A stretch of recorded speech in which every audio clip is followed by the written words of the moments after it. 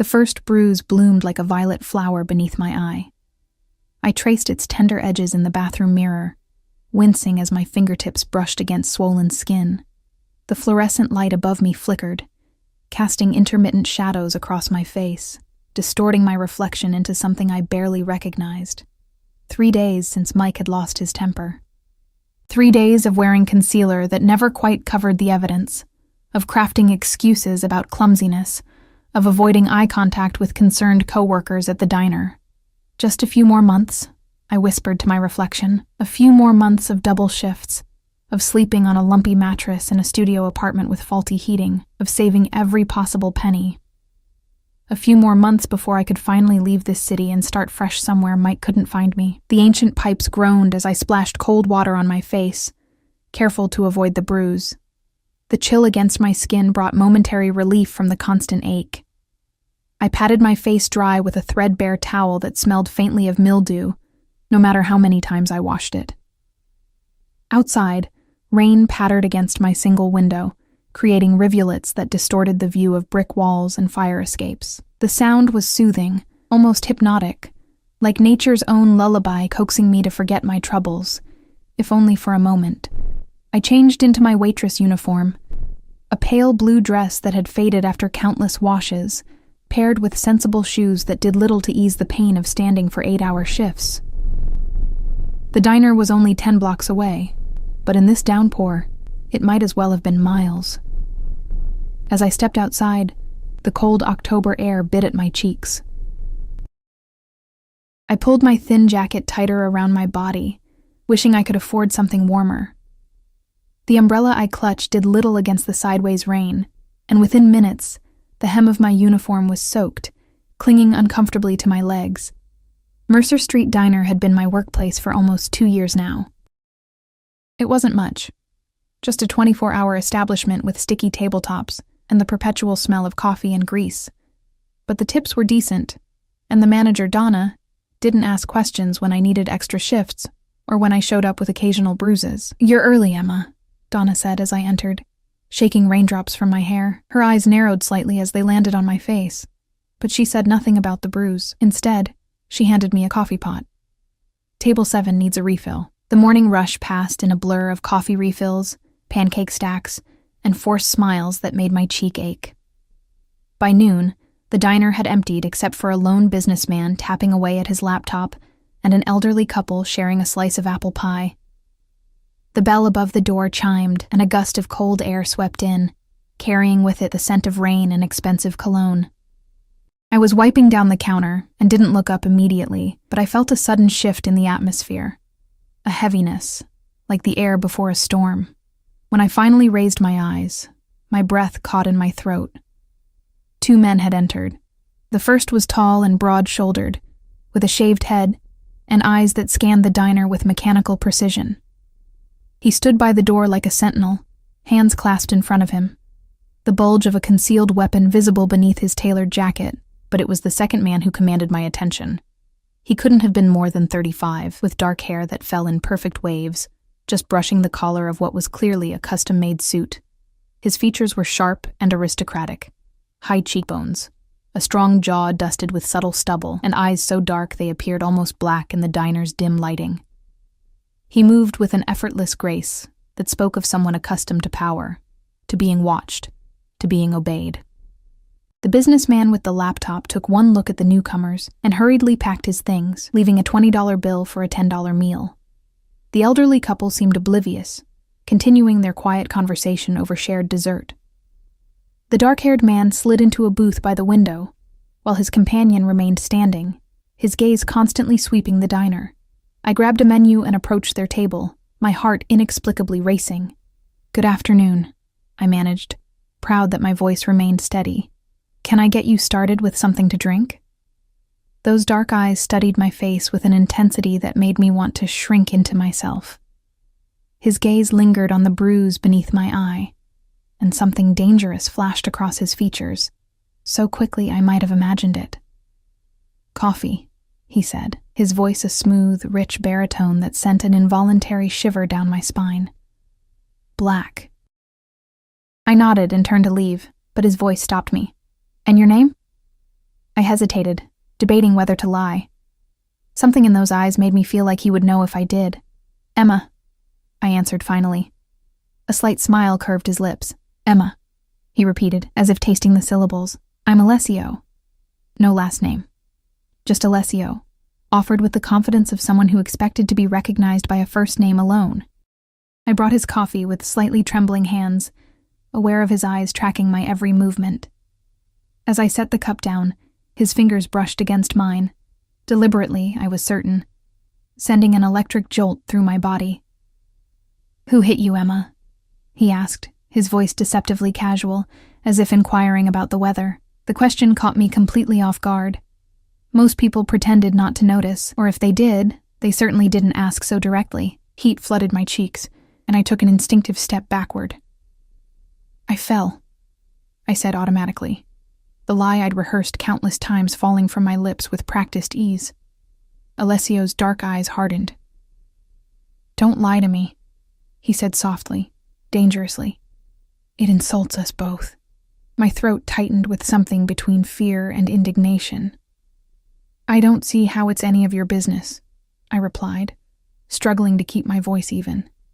Instead of being angered by my response, he seemed almost pleased, the corner of his mouth lifting slightly. "Sit," he said, gesturing to the seat opposite him. It wasn't a request. I glanced around the diner. Donna was in the back, the elderly couple was leaving, and no new customers had arrived. Still, I remained standing. "I'm working." "Sit," he repeated, and this time, the single word carried such weight that I found myself sliding into the booth before I could consider why I was obeying a stranger. "How long have you worked here, Emma?" he asked, taking a sip of his coffee, his eyes never leaving mine. 2 years, I answered cautiously. "And how long has he been hitting you?" I stiffened, my hands clenching into fists beneath the table.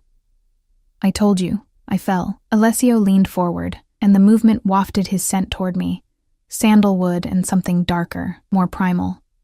"You work hard," he observed, ignoring my denial. "Double shifts, I imagine, saving for something important." The accuracy of his assessment sent a chill through me. How could he know that? An escape plan, perhaps? He continued, his voice dropping to a near whisper. "From whoever gave you that bruise." "Please," I said, my voice barely audible even to my own ears. I could lose my job. Something softened in his gaze. He reached into his jacket and withdrew a sleek leather wallet. For a wild moment, I thought he was going to offer me money, and I prepared to be insulted. Instead, he placed a simple white business card on the table between us. It contained only a phone number, embossed in black. "When you decide to stop lying to yourself, Emma," he said, sliding the card toward me, "call this number." Before I could respond, he stood in one fluid motion. He placed a $100 bill beside his barely touched coffee. "For your trouble," he said, then paused, his eyes once again lingering on my bruise. "Everyone deserves to feel safe, Emma. Remember that." And then he was gone, his silent companion following in his wake, leaving only the lingering scent of his cologne and the white card that seemed to burn against the laminate tabletop. I slipped the card into my pocket without examining it further, my mind racing with questions. Who was Alessio? Why had he taken such an interest in me? And how had he seen through my carefully constructed facade so easily? The rest of my shift passed in a daze. I kept expecting him to return, kept feeling phantom touches where his fingers had brushed mine. By the time I left the diner at 8, the rain had stopped, leaving the streets glistening under the streetlights. The night air felt different somehow, charged with possibility or perhaps warning. I was so distracted that I didn't notice the figure leaning against the building across from the diner until I was halfway down the block. My heart stuttered as I recognized Mike's hulking frame, his familiar slouched posture. He pushed himself away from the wall and started toward me, his face twisted with anger. "Where the hell have you been?" he demanded, grabbing my arm with enough force to leave bruises. "I've been calling you all day." "Working," I said, trying to pull away from his grip. "My phone died." His eyes narrowed with suspicion. "Bullshit. You've been avoiding me." His gaze dropped to my pocket, where the edge of the white business card was just visible. Before I could stop him, he snatched it out. "What's this?" he asked, studying the card, his face darkening. "Whose number is this, Emma? You cheating on me?" "No," I protested, reaching for the card. "It's just a customer, I never finished the sentence. Mike's open palm connected with my cheek, the same side as my existing bruise, with enough force to make me stagger. Pain exploded across my face, bright spots dancing in my vision. "Lying bitch," he spat, tearing the card to pieces and letting them scatter in the damp breeze. "You think I don't know when you're lying?" I backed away, tears blurring my vision, aware that we were on a public street, but equally aware that no one in this city ever intervened. Just like no one had ever intervened before. "I'm sorry," I whispered, the words automatic, meaningless. Mike grabbed my arm again and started pulling me roughly in the direction of his apartment. "You're coming home with me tonight," he growled. "I'm not letting you out of my sight again." Terror gripped me. Last time I'd gone to Mike's apartment after he'd been this angry, I'd left with cracked ribs. I couldn't go back there. Not tonight. Maybe not ever again. In that moment, something inside me snapped. Perhaps it was Alessio's words echoing in my head. Everyone deserves to feel safe, or perhaps it was simply that I'd reached my breaking point. Whatever the reason, I planted my feet firmly on the sidewalk. "No," I said, the single syllable filled with every ounce of courage I could muster. Mike turned, his expression one of disbelief that quickly morphed into rage. "What did you just say to me?" "I said no," I repeated, my voice stronger now. "I'm not going with you." His hand balled into a fist, and I braced myself for the blow I knew was coming. But before he could swing, a sleek black car with tinted windows pulled up beside us, its engine purring almost silently. The back door opened, and I caught a glimpse of dark eyes and an outstretched hand. "Emma," Alessio's voice called from within the car. "Get in." I didn't hesitate. I wrenched my arm from Mike's slackened grip and dove into the car, the door closing behind me with a solid thunk that felt like the period at the end of a chapter. The last thing I saw as the car pulled away was Mike's face, contorted with rage and confusion, growing smaller in the distance. Inside the car, the scent of leather and sandalwood enveloped me. Alessio sat opposite, watching me with those intense eyes. The man from the diner, clearly a bodyguard, was in the front passenger seat, while a driver I hadn't seen before navigated the vehicle smoothly through the city streets. "How did you find me?" I asked, my voice shaking. Alessio's expression was unreadable. "I never lost you," he replied simply, as if that explained everything. I should have been frightened. I had just escaped one dangerous man only to put myself in the hands of another. A stranger with powerful connections and an air of controlled violence. But as the adrenaline faded, leaving me trembling in its wake, all I felt was an overwhelming sense of relief. "Who are you?" I whispered. He studied me for a long moment before answering. "Someone who doesn't tolerate men who hit women," he said finally. "Someone who can make sure he never touches you again." The promise in those words should have terrified me. Instead, I found myself believing him, trusting him, despite every instinct for self-preservation I'd developed over years of disappointment and pain. "Who hit you, Emma?" he asked again, his voice gentler now but no less intense. This time, I told him the truth. "His name is Mike Peterson," I said, the name bitter on my tongue. "My ex-boyfriend. He doesn't accept that it's over." Alessio nodded slowly, as if confirming something he already knew. He reached out, his fingers hovering near my freshly bruised cheek without actually touching it.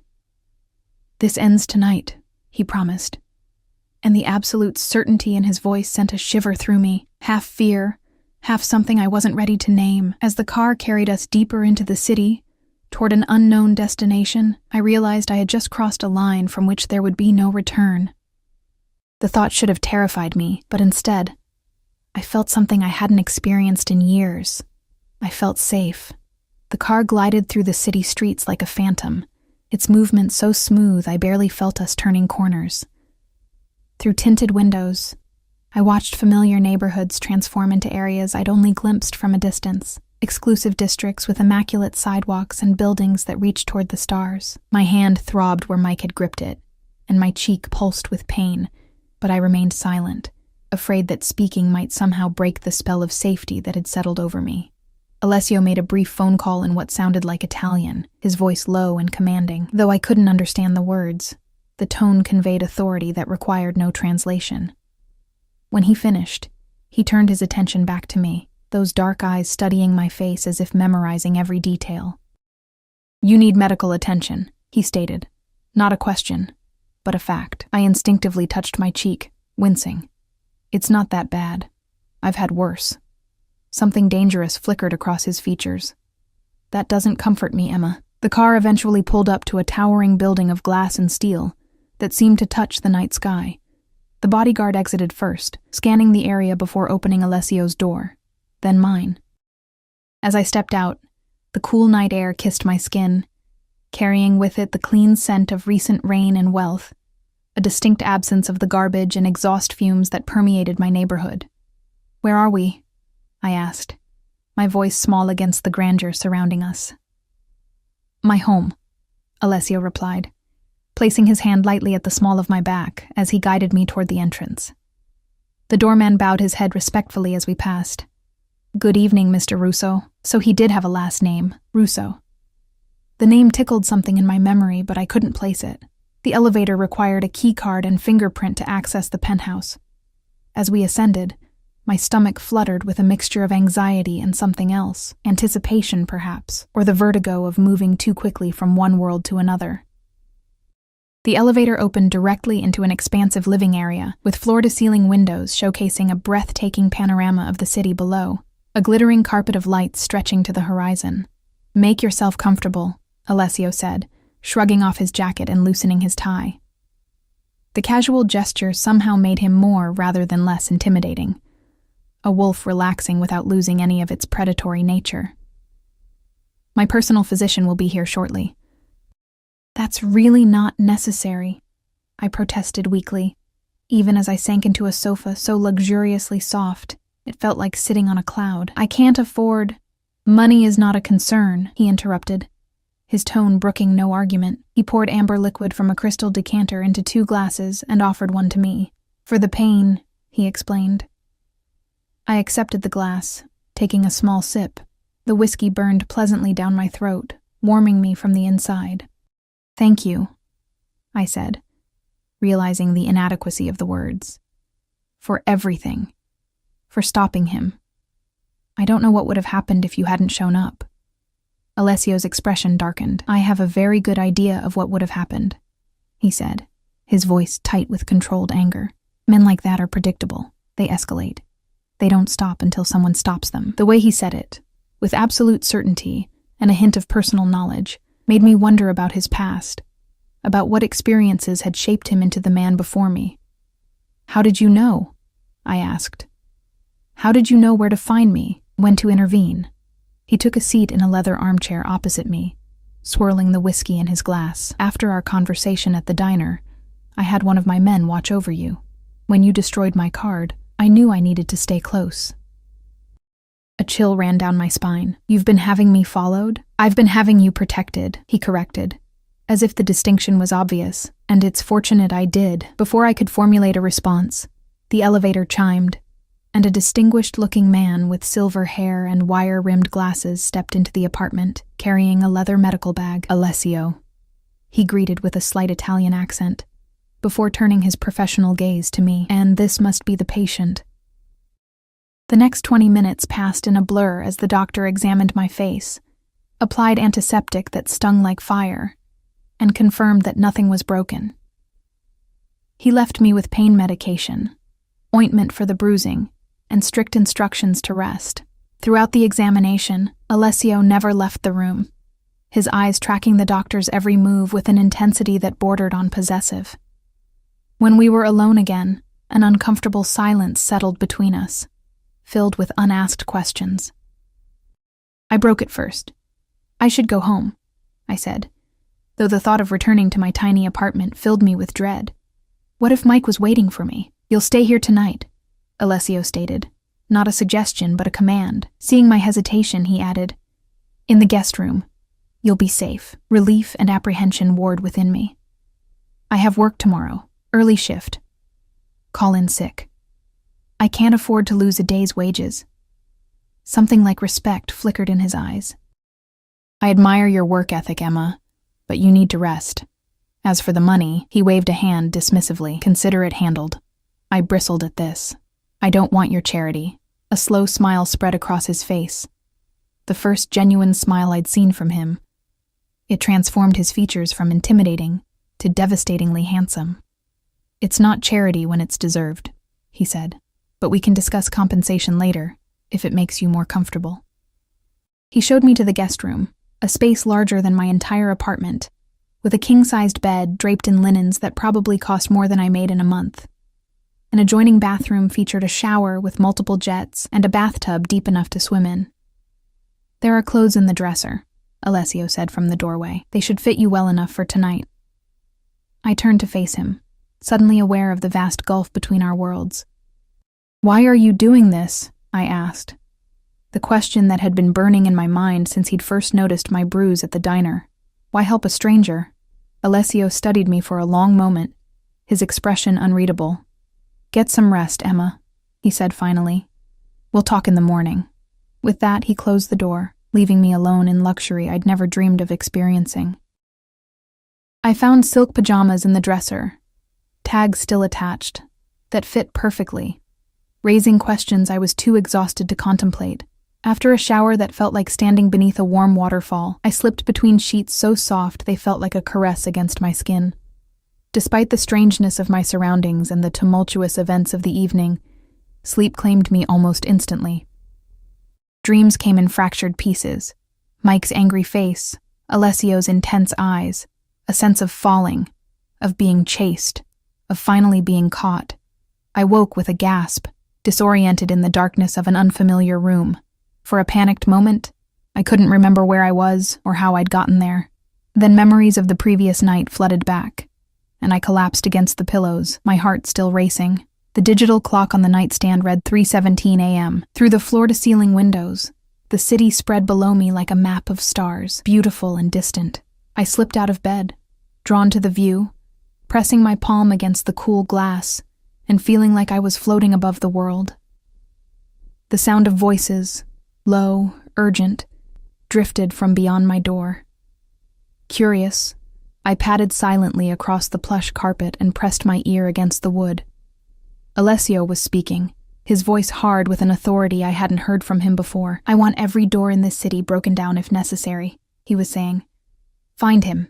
Tonight, another voice responded, too low for me to make out the words. I don't care about jurisdiction, Alessio replied, a dangerous edge to his tone. This is personal now. He touched what's mine. What's mine?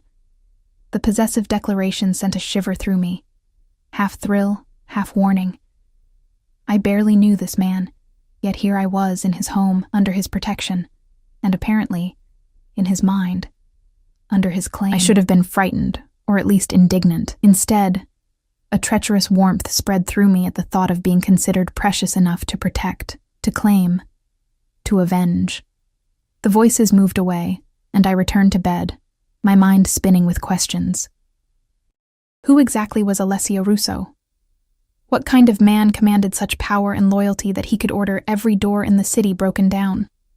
And what did it mean for me to be caught in his orbit? Morning arrived with golden light streaming through windows I'd forgotten to cover. For a moment, I lay perfectly still, savoring the comfort of the bed and the quiet luxury surrounding me. My cheek still ached, but the sharp pain had dulled to a persistent throb. The events of the previous night felt dreamlike, too fantastical to have actually happened. A soft knock at the door pulled me from my thoughts. I sat up, pulling the sheets around me. Yes? The door opened slightly, and a woman with a sleek bob and professional attire peered in. Good morning, Ms. Bennett. Mr. Russo asked me to check if you're awake. Breakfast is ready whenever you'd like to join him. I blinked in surprise, both at the formal address and at the realization that Alessio knew my last name, something I hadn't shared with him. Thank you, I managed. I'll be out shortly. She nodded and closed the door, leaving me to wonder who she was. An employee? A girlfriend? The thought brought an unexpected pang of jealousy that I immediately chastised myself for. What right did I have to feel possessive over a man I'd just met? In the dresser, I found not only more pajamas, but an entire wardrobe of women's clothing in approximately my size. Jeans, blouses, dresses, even underwear with tags still attached. The selection was tasteful and expensive, making me wonder if Alessio regularly kept women's clothing on hand for overnight guests. The thought left a bitter taste in my mouth. I settled on jeans and a simple cream sweater that felt softer against my skin than anything I'd ever owned. In the bathroom, I examined my face in the mirror. The bruising had spread, painting my cheekbone in shades of purple and blue that no amount of concealer could hide. I did what I could with the makeup I found in the drawer, another unsettling reminder that perhaps I wasn't the first woman to need sanctuary here. When I finally emerged from the guest room, I followed the scent of coffee to a spacious kitchen where Alessio sat at a marble island, reading something on a tablet. He looked up as I entered, his eyes sweeping over me in a way that felt like a physical touch. "Good morning," he said, setting aside the tablet. "How did you sleep?" "Better than I have in months," I admitted, taking the seat across from him. A spread of breakfast foods that wouldn't have been out of place in a 5-star hotel lay between us.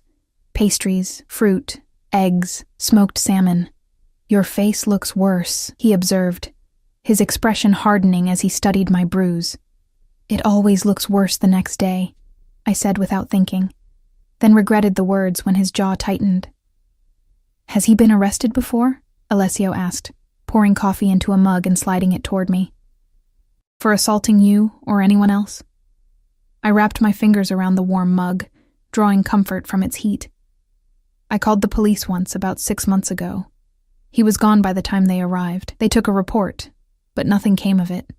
Said they couldn't do anything without evidence or witnesses." Alessio's expression remained neutral, but something dangerous lurked in his eyes.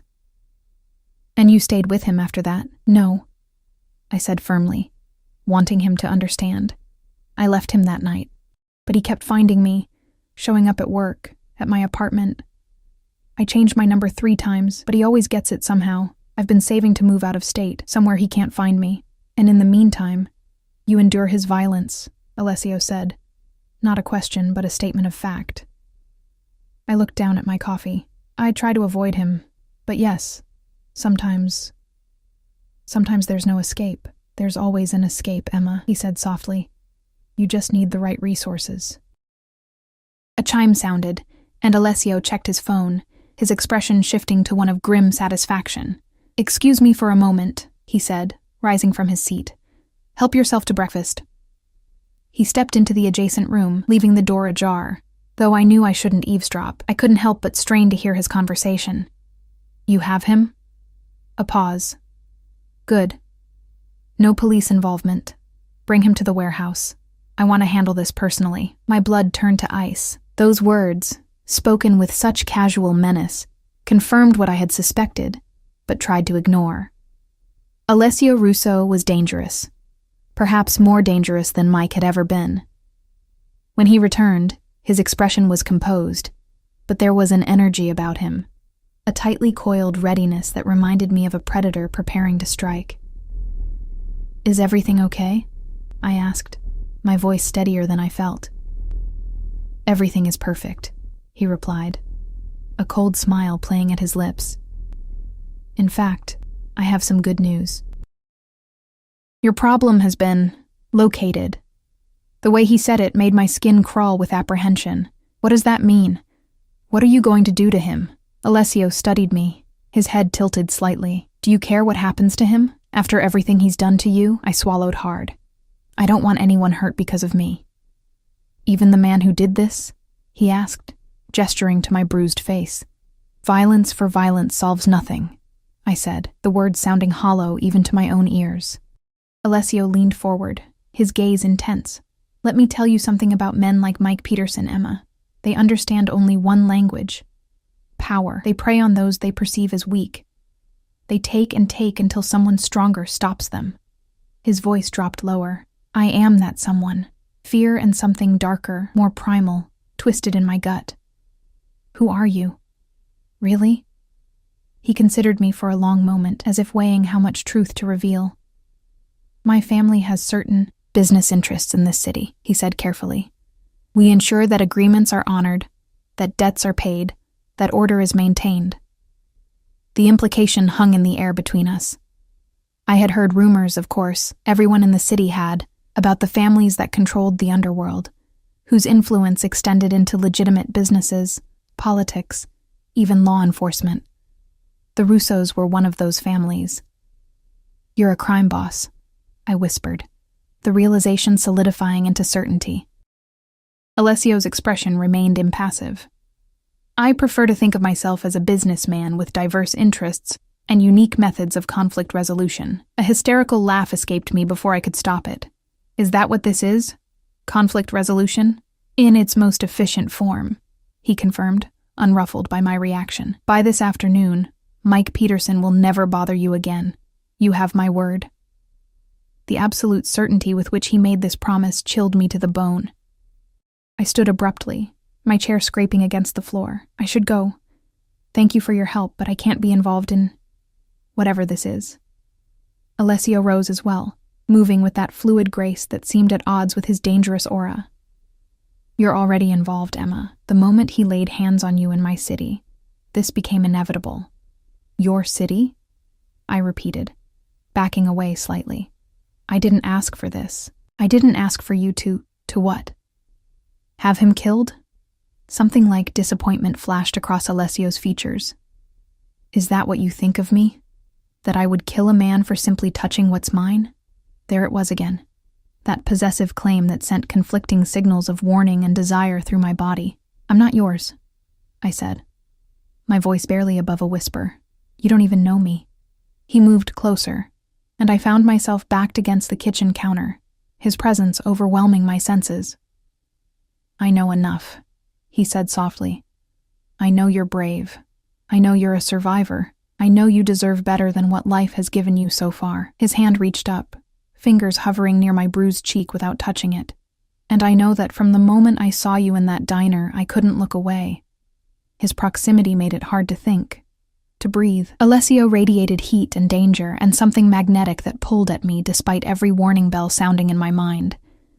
The rational part of my brain screamed that I should run, that I'd escaped one violent man only to fall into the orbit of another, potentially more dangerous one. But another part, a part I was afraid to examine too closely, whispered that with Alessio, I felt seen in a way I never had before. "What do you want from me?" I asked, my voice barely audible even in the kitchen's perfect stillness. His dark eyes searched mine, looking for something I wasn't sure I could give. "First," he said, finally stepping back and giving me space to breathe, "I want you to trust me." A bitter laugh escaped me. "Trust you? I don't even know you. Everything about this," I gestured around the luxurious penthouse, "is completely foreign to me. And what little I do know suggests you're involved in things I've spent my whole life avoiding." Alessio's expression remained unreadable as he leaned against the opposite counter, creating distance between us that felt both like relief and loss. "Fair enough," he conceded. "Ask me anything. I'll tell you the truth." The offer hung between us, tempting and terrifying. There were so many questions burning in my mind, but I wasn't sure I wanted the answers. Knowledge was its own kind of danger. "Did you really have every door in the city broken down looking for Mike?" I asked finally, remembering the fragment of conversation I'd overheard. A ghost of a smile touched his lips. "Not quite every door, but enough. I have people throughout the city. When I give an order, it gets done." "And what exactly are you planning to do with him now that you've found him?" Alessio studied me for a long moment. "Do you really want to know?" Did I? The question echoed in my mind. Part of me wanted Mike to suffer, as he'd made me suffer. Part of me recoiled at the thought of being responsible for whatever fate Alessio had planned for him. But ignorance wouldn't absolve me of complicity. "Yes," I said, lifting my chin despite the fear coiling in my stomach. "I want to know." Alessio nodded, as if my answer had confirmed something important. "I'm going to make sure he understands the consequences of his actions," he said carefully. "I'm going to ensure he never comes near you again. But I'm not going to kill him, if that's what you're afraid of." Relief washed through me, quickly followed by skepticism. "Just like that?" You'll rough him up and he'll leave me alone forever? It's not that simple. It is when you have resources, Alessio replied. Men like Mike respond to power and fear. I have plenty of both to spare. Before I could respond, a discreet knock sounded at the door to the kitchen. The woman with the sleek bob from earlier entered, her expression professionally blank. Excuse me, Mr. Russo, but Mr. Conti is on the line. He says it's urgent. Alessio's jaw tightened imperceptibly. Tell him I'll call back. He insisted, sir. He mentioned the situation at the docks. A flash of annoyance crossed Alessio's features, but he nodded. I'll take it in my office. Make sure Ms. Bennett has everything she needs. As he left, the woman, clearly some sort of assistant, turned to me with a polite smile that didn't quite reach her eyes. Is there anything I can get for you, Ms. Bennett? Actually, I was hoping to leave, I said, gathering my courage. Could you call me a cab? Her smile remained fixed. I'm afraid Mr. Russo has instructed that you remain here for your safety. He shouldn't be long. The polite phrasing didn't disguise the truth. I was effectively being held, if not quite against my will, then certainly without my explicit consent. A cold feeling settled in the pit of my stomach. I see, I replied, forcing myself to remain calm. Then I'd like to go back to the guest room if that's all right. Of course. She gestured toward the hallway. Please let me know if you need anything else. Back in the guest room, I paced anxiously, trying to make sense of my situation. I was in the penthouse of a man who had all but admitted to being a crime boss. A man who had ordered the city turned upside down to find my abuser. A man who clearly had some sort of claim on me that I didn't fully understand. The rational course of action would be to leave as soon as possible, to grab my belongings and run far from both Mike and Alessio. But where would I go? My apartment wasn't safe. I had no family to turn to, no friends close enough to shelter me. And the money I'd saved, while substantial, wouldn't last long if I had to start over completely without a job or references. A light knock at the door interrupted my spiraling thoughts. Come in, I called, expecting the assistant again. Instead, Alessio entered, his expression troubled. I apologize for the interruption, he said, closing the door behind him. Business sometimes requires immediate attention. Am I a prisoner here? I asked directly, tired of dancing around the truth. Surprise flickered across his features. Of course not. Why would you think that? Your assistant made it clear I'm not to leave. Alessio frowned. Sophia is overzealous in her interpretation of my instructions. I asked her to ensure you were comfortable and had everything you needed while I was gone. You're free to leave anytime you wish. He paused, his expression softening.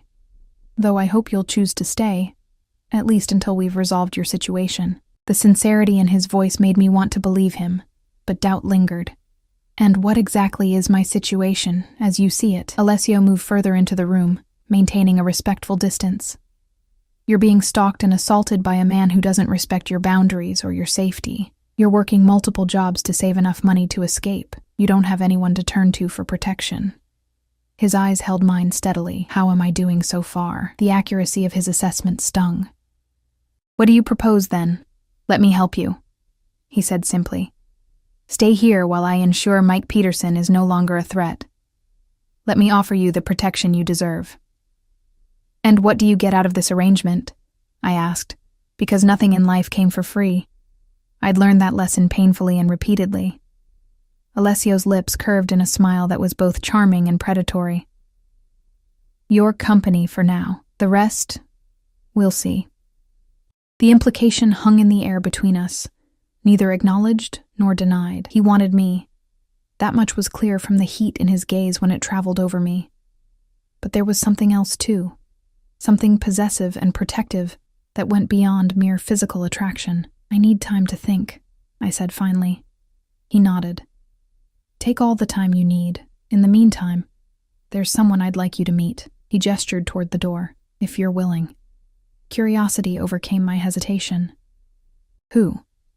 Someone who might help you understand my world a little better.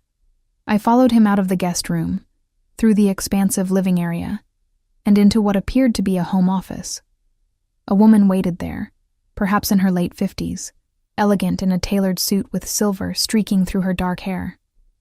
She stood when we entered, her eyes, so similar to Alessio's, assessing me with keen intelligence. "Emma, this is my mother, Sophia Russo," Alessio said, a note of warmth in his voice I hadn't heard before. "Mama, this is Emma Bennett." "So you're the girl who's caused such a stir," Sophia said, her Italian accent more pronounced than her son's. She approached me, taking my hands in hers. "My son has turned the city upside down for you." I felt heat rise to my cheeks, painfully aware of my bruised face and borrowed clothes. "I didn't ask him to," I said, then winced at how ungrateful it sounded. To my surprise, Sophia laughed, a warm, genuine sound. "Of course you didn't. My son has always done exactly as he pleases."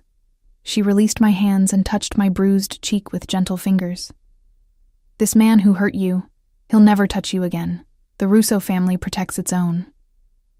"I'm not," I began, but she waved away my protest. "You're here, aren't you?" she said, as if that settled the matter. "Alessio, leave us." I wished to speak with Emma alone. Something passed between mother and son. A silent communication I couldn't decipher. After a moment, Alessio nodded.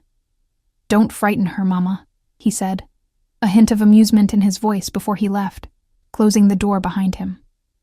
Sophia gestured to the sitting area near the window. "Come, let's talk." I followed her, perching on the edge of a leather chair while she settled gracefully onto the sofa opposite. "Mrs. Russo." "Sophia, please," she interrupted. "Mrs. Russo was my mother-in-law, and that woman terrified me for 30 years, she smiled, the expression warming her austere features. "My son has never brought a woman to meet me before." The revelation surprised me. Never. "Oh, he's had women," she said with a dismissive wave. "Beautiful, sophisticated women who understand his world and accept it without question. But he's never brought one home, never asked for my opinion, never looked at one the way he looks at you." I didn't know how to respond to that. I barely know him. "And yet, here you are," she pointed out. "In our home, wearing clothes he selected for you, accepting his protection." "I didn't have many options," I said defensively. Sophia's expression softened. "We rarely do, as women. The choices we make are often between bad and worse. But sometimes, if we're lucky, we find someone who can offer us something better." She leaned forward, her dark eyes, so like her son's, intent on mine. "My husband was like Alessio, powerful, dangerous to his enemies, fiercely protective of what he considered his. He wasn't always an easy man to love, but he made me feel safe in a world that had never been kind to me. Is that what you think I should do? Love your son because he's offering me protection?" "No," she replied firmly. "I think you should decide what you want your life to be, and whether Alessio can help you achieve it. But understand this, if you accept what he offers, you accept all of him, the darkness, as well as the light." The honesty was refreshing after so much careful maneuvering. "And if I decide I want no part of this world, then he will ensure you have the means to leave safely, and you will never see either of us again." Her expression remained serene, but there was steel beneath it. "But you should know that my son is not accustomed to wanting things he cannot have. This restraint. It is unusual for him." A chill ran down my spine at the implication. Before I could respond, a knock sounded at the door, and Alessio entered without waiting for a response. "I hate to interrupt," he said, though his expression suggested otherwise, "but there's been a development regarding Ms. Bennett's situation." Sophia rose smoothly. "We were just finishing our chat." She pressed a light kiss to my cheek, the unbruised one. "Think about what I said, Kara." With a meaningful look at her son, she left, closing the door softly behind her. "What did she say to you?" Alessio asked, his tone casual but his eyes watchful. "She was honest about what accepting your help would mean," I replied carefully. A ghost of a smile touched his lips. "My mother has never believed in softening difficult truths." He moved to sit in the chair Sophia had vacated. "Mike Peterson has been dealt with." My heart stuttered in my chest. "What does that mean? What did you do to him?" "Nothing permanent," he assured me, his tone almost gentle. "But he understands now that you are under my protection. He won't bother you again, just like that?" I couldn't keep the skepticism from my voice. Just like that, Alessio confirmed. He's also been persuaded to leave the city. Tonight. I've arranged a job for him in a small town about 2,000 miles away. If he values his continued health, he'll take it and never return. The relief that washed through me was so intense it left me dizzy. The nightmare that had shadowed my life for months was being dismantled with casual efficiency by a man who seemed to reshape reality through sheer force of will. Why? I whispered, asking the question that had burned in me since he first noticed my bruise in the diner. Why go to such lengths for a stranger? Alessio's expression turned contemplative. When I saw you in that diner, trying so hard to hide your pain, to keep going despite what had been done to you, something in me responded. I've known women who suffered at the hands of men who claimed to love them. My own sister years ago, a shadow crossed his features. I couldn't protect her then. I was too young, too powerless, but I'm not powerless anymore. The raw honesty in his voice caught me off guard. It was the first real glimpse beneath the controlled exterior, and what I saw there, pain, regret, determination, made him suddenly more human, more complex than the dangerous crime boss I'd been trying to keep at arm's length. What happened to your sister? I asked softly. She died, he said simply. The words weighted with old grief. Her boyfriend pushed her during an argument. She fell, hit her head. He didn't even call for help, just left her there to die alone. I'm so sorry, I said, understanding now the source of his visceral reaction to my bruise, to men like Mike. It was a long time ago, he replied, his expression closing off again, but I made a promise then that I would never allow such a thing to happen to anyone under my protection again. And now that includes me, I said, not quite a question. If you'll accept it, he confirmed. My protection comes with no strings attached, Emma. You're free to stay or go as you choose. If you want to leave the city, start fresh somewhere else, I'll provide the means for you to do so safely. The offer was generous, more than generous. It was everything I'd been working toward, handed to me without condition. So why did the thought of taking it, of walking away from Alessio Russo and never seeing him again, leave me with an unexpected sense of loss? And if I stay? I asked, my heart pounding in my chest. Something darkened in his gaze. Hunger, possession, something primal and magnetic. Then we explore what's between us at whatever pace you set. No pressure, no expectations beyond what you're comfortable with. Your mother seems to think you're not used to restraint, I said, watching his reaction carefully. A slow smile spread across his face. My mother knows me too well, but for you, I'm willing to learn patience. The promise in those words sent heat spreading through me. This was dangerous. He was dangerous. And yet, for the first time in longer than I could remember, I felt something like hope flickering to life inside me. I need time, I said finally. To think, to process everything that's happened. Alessio nodded, as if he'd expected nothing less. Take all the time you need. The guest room is yours for as long as you want it.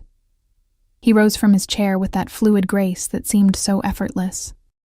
I have business to attend to this afternoon, but I'd like to take you to dinner this evening if you're amenable. A proper first date. The normalcy of the request, so at odds with the extraordinary circumstances that had brought us together, startled a laugh from me. A date? Really? His smile widened, transforming his face from intimidating to devastatingly handsome. Really? I find I want to know everything about you. Emma Bennett, your favorite food, your dreams, what makes you laugh. He paused at the door. Say yes. Despite everything, the danger he represented, the world he belonged to, the whirlwind of the past 24 hours. I found myself nodding. Yes. The look of genuine pleasure that crossed his features made him seem younger, almost boyish for a moment. 8 o'clock, he said, then left me alone with my thoughts and the dizzying sense that my life had been irrevocably changed. Left alone in Alessio's office, I moved to the window, gazing out at the city sprawled below like a miniature kingdom. From this height, everything looked orderly and perfect. So different from the chaotic, often brutal reality at street level. I wondered if this was how Alessio saw the world. Distant, manageable, subject to his control. The door opened behind me, and Sophia's assistant, Not Sophia herself, as I'd momentarily hoped, entered with a polite smile. "Ms. Bennett, I've been asked to assist you with anything you might need for this evening. Mr. Russo has arranged for a selection of clothes to be delivered. They're in the guest room whenever you'd like to look through them." I followed her back to the guest room, where I found not just a selection, but what appeared to be an entire boutique's worth of designer dresses, shoes, and accessories laid out on the bed. Price tags had been discreetly removed, but I recognized enough brands to know that the collection represented more money than I made in a year. "This is too much," I said, running my fingers over a midnight blue silk dress that caught my eye despite my reservations. "Mr. Russo wanted to ensure you had options," the assistant replied neutrally. "He also arranged for a stylist and makeup artist to help you prepare, if you'd like." The extravagance was overwhelming, almost suffocating. Was this how Alessio solved all problems? With an overwhelming display of resources that left no room for refusal? "Please thank Mr. Russo," I said carefully. "But I don't need all this. Just the makeup artist, perhaps. My bruise would require professional help to conceal for the evening." The assistant nodded, seemingly unsurprised by my partial refusal. "Of course. I'll arrange for someone to come at 6:30. Is there anything else you need in the meantime?" I hesitated, then decided to take a risk. "Actually, I'd like to go to my apartment to collect some personal items. Would that be possible?" Something flickered in her expression, uncertainty perhaps. "I'll need to check with Mr. Russo. Security considerations." "Of course," I interrupted. My suspicion confirmed. Despite his assurances, I wasn't quite as free as Alessio wanted me to believe. "In that case, I'd like to rest until this evening. It's been a lot to process." Once alone, I paced the room, feeling increasingly like a bird in a gilded cage. The freedom Alessio had promised came with invisible strings, protection that bordered on possession, generosity that threatened to become control. And yet, there was something about him, a glimpse of vulnerability beneath the power, a genuine concern beneath the possessiveness, that kept me from simply walking away. I selected the midnight blue dress that had caught my eye earlier, along with more modest accessories than what had been provided. If I was going to have dinner with Alessio Russo, I would do it on my own terms, not as a display of his wealth and influence, but as myself. The makeup artist arrived promptly at 6:30, a cheerful woman who chatted about everything and nothing as she worked miracles with concealer and foundation, transforming my bruised face into something presentable. By the time she finished, only the faintest shadow remained visible beneath expertly applied makeup. "Mr. Russo has excellent taste," she commented as I slipped into the blue dress. "That color is perfect with your complexion." I studied my reflection in the full-length mirror, barely recognizing the elegant woman staring back at me. The dress hugged my figure before flowing gracefully to the floor, the deep blue making my pale skin glow and my eyes appear more intensely green. With my hair swept up and minimal jewelry, the effect was sophisticated but not flashy, beautiful without trying too hard. Precisely at 8, a knock sounded at the door. I opened it to find Alessio standing there, devastating in a perfectly tailored black suit that emphasized his broad shoulders and lean waist. He'd styled his dark hair slightly differently, and the effect was both polished and just disheveled enough to make my fingers itch to run through it. His eyes widened almost imperceptibly as they took in my appearance, a flash of something primal and possessive darkening his gaze before he controlled it. "You look breathtaking," he said, his voice a touch rougher than usual. "Thank you," I replied, pleased despite myself at his reaction. "You clean up pretty well yourself." A ghost of a smile touched his lips. "I try." He offered his arm. "Shall we?" The elevator took us to the underground garage, where a sleek black car waited with a driver holding the door. As we settled into the back seat, I couldn't help but ask, "Where are we going?" "Somewhere special," Alessio replied enigmatically. "I think you'll like it." The city lights blurred past the tinted windows as we drove. I expected us to head toward the exclusive restaurant district downtown, but instead, we turned toward the waterfront, eventually pulling up to what appeared to be a private marina. "This isn't a restaurant," I observed as Alessio helped me from the car. "No," he agreed, guiding me toward the pier where a stunning yacht was docked, its white exterior gleaming under the moonlight. I thought we might enjoy more privacy for our first date. I hesitated. A yacht meant complete isolation. No witnesses, no easy escape if things went wrong. As if sensing my unease, Alessio squeezed my hand gently. My chef has prepared dinner, and there are crew members aboard. We're not alone, he assured me, and we'll stay docked if that makes you more comfortable. The consideration in his voice eased my concern somewhat. I nodded, allowing him to lead me up the gangway onto a deck that could have graced the pages of a luxury magazine. Soft lighting illuminated comfortable seating areas, and a table had been set with fine china, crystal, and fresh flowers near the stern, offering a spectacular view of the city skyline. A uniformed steward appeared with champagne, pouring 2 glasses before discreetly disappearing. Alessio handed one to me, then raised his in a toast. "To new beginnings," he said, his dark eyes holding mine. "To new beginnings," I echoed, taking a sip of champagne that tasted like liquid stars. "This is beautiful, Alessio, but excessive for a first date, don't you think?" He smiled, that genuine expression that transformed his face from intimidating to irresistible. "Perhaps, but I wanted to impress you. You've already done that," I pointed out. "Finding Mike in a single night, arranging his entire future to ensure my safety, that's impressive. Terrifying, but impressive." Alessio laughed, a warm, rich sound that I realized I'd rarely heard from him. "You're not easily dazzled by the trappings of wealth and power. I like that about you. What else do you like about me?" I asked boldly, the champagne and the moonlight making me braver than I might otherwise have been. "You barely know me, yet you've turned your life upside down for me in the span of 24 hours. He considered the question seriously, as we moved to the table where the first course awaited us. Delicate scallops arranged like artwork on the plate. "I like your resilience," he said finally. "The strength it takes to endure what you have and still remain, uncorrupted by it. You haven't let pain make you cruel or bitter." The observation was so unexpected, so perceptive that it momentarily stole my breath. "And what about you?" I asked when I could speak again. "Has pain made you cruel?" Alessio's expression darkened slightly. "At times, perhaps, to those who deserve it." He took a sip of his wine, his eyes never leaving mine. "My world isn't kind, Emma. I won't pretend otherwise. But within it, there are codes, rules, a certain order that provides its own kind of justice."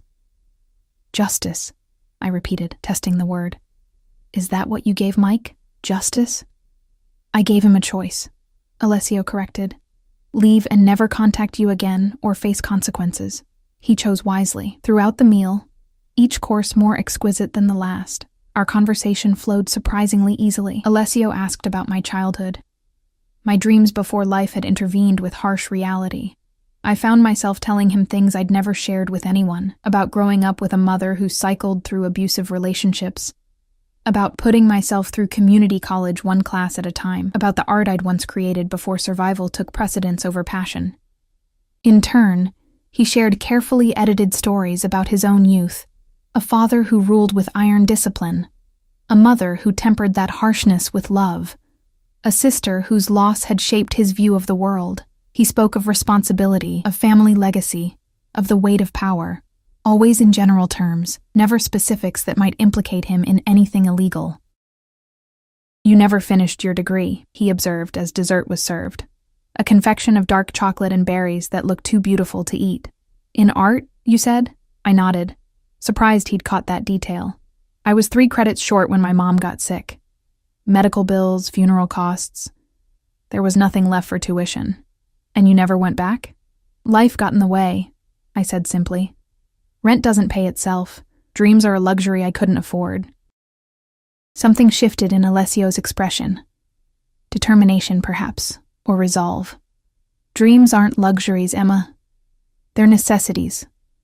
They're what make life worth the struggle." He reached across the table, his fingers brushing mine. "What if you could go back, finish what you started?" The question hung in the air between us. Not just about education, but about possibilities, about a future different from the one I'd resigned myself to. "I don't know," I admitted. "That feels like a different lifetime now." "It doesn't have to be," he said softly. After dinner, we moved to the upper deck where the view of the city was even more spectacular. The night air carried a chill, and Alessio placed a cashmere throw around my shoulders, his hands lingering a moment longer than necessary. "Cold?" he asked, standing close enough that I could feel the heat radiating from his body. "A little," I admitted. He moved behind me, his chest against my back, arms encircling me as we gazed out at the glittering skyline. I should have felt trapped by the embrace, but instead, I felt oddly safe, protected. His chin rested lightly on the top of my head, and for a moment, we simply existed together in comfortable silence. "You never answered my question from earlier," I said finally. "Why me? Out of all the women in this city, why did I catch your attention?" I felt, rather than saw his smile. "Because you looked at me without fear or calculation," he said, his voice a low rumble against my back. "Do you know how rare that is in my world? People either fear me or want something from me. You just saw me." "I see you now too," I said, turning in his arms to face him. "The good and the bad, the protector and the predator." His eyes darkened at my words. "And which do you prefer?" "I think they're inseparable," I replied honestly. "One doesn't exist without the other." Something like approval flickered across his features. Slowly, deliberately giving me time to pull away, he lowered his head until his lips hovered just above mine. "May I?" he asked, his breath warm against my skin. In answer, I rose on tiptoes and closed the distance between us. The kiss began gently, a question, an exploration, but quickly deepened as Alessio's control slipped.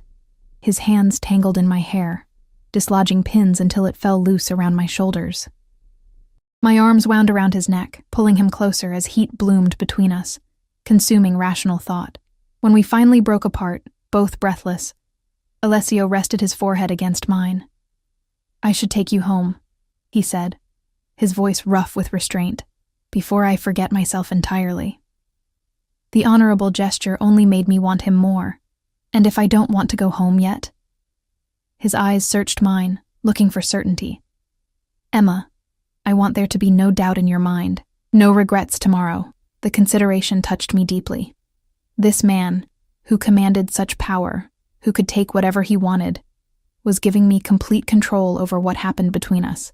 "Take me back to the penthouse," I said softly. "We'll decide there." The ride back was charged with tension, a delicious anticipation that had us sitting closer than necessary, his hand resting on mine between us. In the elevator to the penthouse, Alessio maintained a careful distance, though his eyes never left mine. Once inside, he offered me a nightcap, which I declined. "I want to be clear-headed tonight," I explained, watching his eyes darken at the implication.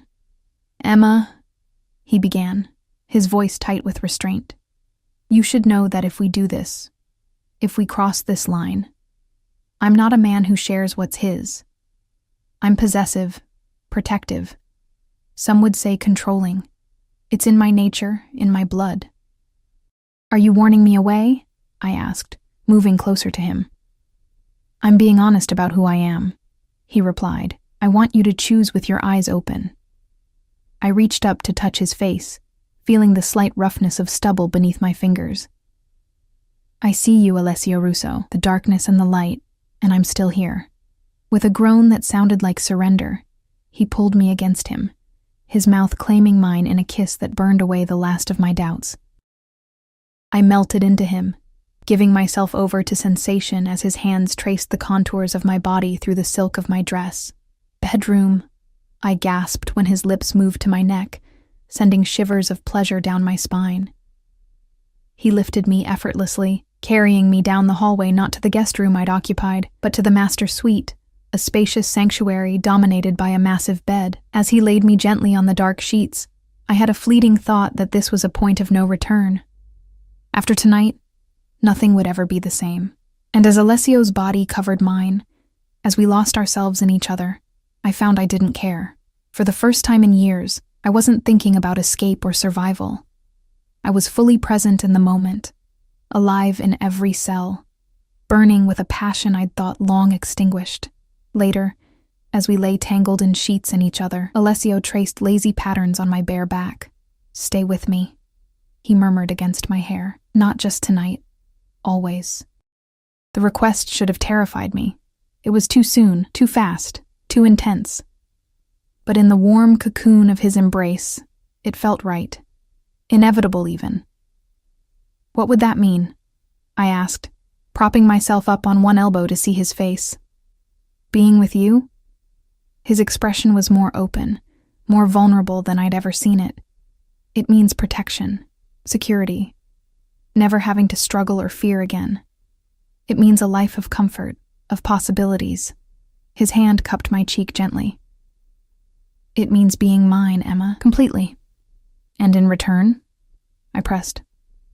What do I give you? Loyalty, he said immediately. Discretion, understanding of certain aspects of my business that can't be discussed outside these walls. His thumb brushed my lower lip. And this, your heart, your body, your truth. No masks between us, no lies. It was a seductive offer, a life beyond my wildest dreams in exchange for loving a dangerous man. But I wasn't naive enough to think it would be simple. Your world is violent, Alessio. Would I have to become violent too, to survive in it? He shook his head. You would be separate from that part of my life. Protected from it. His eyes held mine intently. I would never ask you to compromise who you are, Emma. Your goodness, your compassion, they're what draw me to you. Why would I want to change that? I laid my head on his chest, listening to the steady beat of his heart as I considered his words. There were 1,000 reasons to say no, to walk away while I still could. But there was one overwhelming reason to stay. For the first time in my life, I felt truly seen, truly valued, truly protected.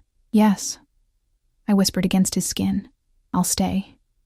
The word had barely left my lips when the peaceful moment was shattered by a sharp knock at the bedroom door. Alessio tensed beneath me, instantly alert. What is it? He called, his voice shifting back to the commanding tone I'd first heard from him. Sorry to disturb you, boss, came a male voice. One of his security team, I guessed. There's been an incident at the warehouse. Conti says it can't wait. Alessio cursed under his breath, then kissed my forehead. I have to deal with this. Wait here. He rose fluidly from the bed, pulling on clothes with efficient movements. I watched him transform before my eyes, from the passionate lover of moments ago to the controlled, dangerous man I'd first met. It was a sobering reminder of the duality I was accepting. Will you be long? I asked, drawing the sheet around me. I'll try not to be, he said, buttoning his shirt. Sleep if you can. I'll be back before morning. After he left, I lay awake in his massive bed, my body still humming with pleasure but my mind racing with questions. What had I just committed to? A relationship with a man I barely knew. A man whose business involved things I deliberately hadn't asked about. A man who had ordered every door in the city broken down to find the person who had hurt me. It was madness by any rational standard. And yet, I couldn't bring myself to regret it. For the first time in years, I felt something like hope for the future. A future where I wasn't always running, always afraid, always alone. Sleep eventually claimed me. But it was restless, filled with fragments of dreams where Mike's angry face morphed into shadowy figures, where doors splintered under violent blows, where Alessio stood in the center of chaos, his expression cold and remote. I woke to early morning light filtering through partially drawn curtains and an empty space beside me. The sheets on Alessio's side of the bed were cool to the touch. He hadn't returned. A flicker of worry ignited in my chest as I slipped from the bed, wrapping myself in a silk robe I found hanging in the adjoining bathroom. The penthouse was eerily quiet as I padded through it, searching for any sign of Alessio or the household staff. In the kitchen, I found a note in elegant handwriting. Emma. Business required my immediate attention. Make yourself at home. I'll return as soon as possible. A. The brevity was concerning after the intensity of last night's connection. Had he already regretted asking me to stay? Or was this simply the reality of being involved with a man like Alessio Russo? Unexpected absences, cryptic notes, waiting for his return. I made myself coffee and carried it to the floor-to-ceiling windows, watching the city come alive below. From this height, everything seemed orderly and peaceful, but I knew better now. Beneath the gleaming surface of skyscrapers and carefully maintained parks lurked a shadow world of power struggles and violence. Alessio's world. Could I really live in that world, even at its edges? The question haunted me as minutes stretched into hours with no word from him. By mid-afternoon, restlessness drove me to explore the penthouse more thoroughly. I found a home gym, a library filled with books in multiple languages, and finally, a studio tucked away in a corner room, an art studio, complete with easels, canvases, and every supply an artist could dream of. It was pristine, unused, as if someone had created the perfect space but never worked in it. My fingers itched to touch the brushes, to squeeze paint onto a palette, to lose myself in creation as I hadn't done in years. I was standing before a blank canvas, imagining the possibilities, when a voice behind me made me jump. "It's yours," Alessio said, leaning against the doorframe. He looked exhausted, shadows beneath his eyes, and a tightness around his mouth that spoke of stress and too little sleep. "If you want it." "When did you have time to do this?" I asked, gesturing around the studio. "I made a call this morning," he replied with a small shrug, as if conjuring a fully equipped art studio overnight was nothing remarkable. "You mentioned your art was something you'd lost. I thought perhaps you might want to find it again." The gesture was so thoughtful, so perfectly aligned with a dream I'd almost forgotten, that tears sprang to my eyes. "Alessio." He crossed the room in 3 strides, pulling me into his arms.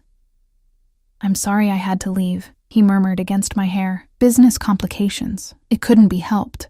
I leaned back to study his face, noting new lines of fatigue and a darkness in his eyes that hadn't been there before. "Is everything okay?" "It will be," he said, his tone making it clear he wouldn't elaborate further. His hand cupped my cheek gently. "Have you thought more about what we discussed last night? About staying?" "I have," I admitted, "and I still want to, but I need to understand what I'm getting into, Alessio. Last night wasn't just sex for me. If I stay, if I become part of your life, I need to know what that really means." He guided me to a small sofa in the corner of the studio, still holding my hand as we sat. "Ask me anything. I'll tell you as much truth as I safely can." I took a deep breath. The incident at the warehouse last night, was it violent? Was someone hurt? A flicker of surprise crossed his features, as if he hadn't expected such a direct question. "Yes," he said after a moment's hesitation. "There was violence. A rival family tried to move product through our territory without permission or payment. Examples had to be made. The clinical way he described what had surely been a brutal encounter should have horrified me, but instead, I appreciated his honesty. And that's the world you live in. Examples being made, territory defended, power maintained through fear. Part of it," he conceded. "There's more. Legitimate businesses, investments, political connections. But yes, violence is sometimes necessary in my position. Would I be expected to participate in any of that?" "Never," he said firmly, squeezing my hand. "Your world would be this," he gestured to the penthouse, the art studio, "and whatever else you want to build for yourself. Education, career, charity work, anything that fulfills you. I want you happy, Emma, not compromised." "But I'd know," I pointed out. "I'd know what paid for all this luxury, what you were doing when you disappeared in the middle of the night. Could I live with that knowledge? Could you live with my knowing it?" Alessio's dark eyes held mine steadily. "That's the question, isn't it? Not whether I can protect you from my world, but whether you can accept it, accept me, knowing the darkness I'm capable of." The honesty of the moment hung between us. No pretense, no evasion, just the stark reality of what building a life with Alessio Russo would mean. "I've seen darkness before," I said finally. "I've lived with it, survived it. At least your darkness isn't directed at me. At least your protection means something." His expression softened, and he brought my hand to his lips, pressing a kiss to my knuckles. "I would kill for you, Emma," he said softly, the words both a promise and a warning. "But I would never hurt you, not ever." And strangely, despite everything I knew about him, or perhaps because of it, I believed him. "Then yes," I said, making my choice with eyes wide open. "I want to stay. I want to build something with you, something real. even if it exists in the spaces between your other world. Relief and something deeper, more primitive, flashed across his features. He pulled me into a kiss that sealed our understanding, passionate but tender, possessive but reverent. When we broke apart, he rested his forehead against mine. "I need to tell you something else," he said, his voice serious again. "About Mike Peterson." My heart stuttered. "What about him? I thought you said he was leaving the city." "He is. But there's more to the story." Alessio sat back slightly, his expression grave. "When my men found him, he wasn't alone. He was with a man named Thomas Reeves. Does that name mean anything to you?" I frowned, searching my memory. "No, I don't think so. Reeves is a detective with the organized crime unit," Alessio explained. "Peterson was feeding him information. About you, about me, about our meeting at the diner. He thought if he could get me arrested, he could get you back." Cold fear washed through me. "Is that why you had to leave last night, because of this detective?" Alessio nodded. "Reeves has been trying to build a case against my family for years. Using you, using my interest in you, was an opportunity he couldn't resist." "What happens now?" I asked, my mind racing with implications. "Will I be questioned? Are you in danger of arrest?" A small, confident smile touched Alessio's lips. "Detective Reeves had an unfortunate accident last night. He fell down a flight of stairs, broke both legs. He'll be on medical leave for at least 6 months. By the time he returns, evidence will have disappeared, witnesses will have forgotten what they saw, and his superiors will have strongly encouraged him to pursue other cases." The casual way he described what had clearly been an orchestrated attack should have terrified me. Instead, I felt a complicated mix of relief and complicity. "And Mike?" "On a plane to Alaska as we speak," Alessio replied, with a very clear understanding that if he ever contacts you or returns to this city, his next accident will be permanent. I should have been horrified by the implicit threat, by how easily Alessio wielded violence as a tool, but all I felt was a profound sense of safety, the certainty that no one would ever hurt me again as long as I was his. "Thank you," I said simply, knowing the words were inadequate, but meaning them nonetheless. Alessio brushed a strand of hair from my face, his touch gentle despite the violence he was capable of. "I protect what's mine, Emma, always." The weeks that followed established a new rhythm to my life, one of luxury and freedom I'd never known before. I left my apartment and my job at the diner, accepting the financial support Alessio offered while I completed my degree in art.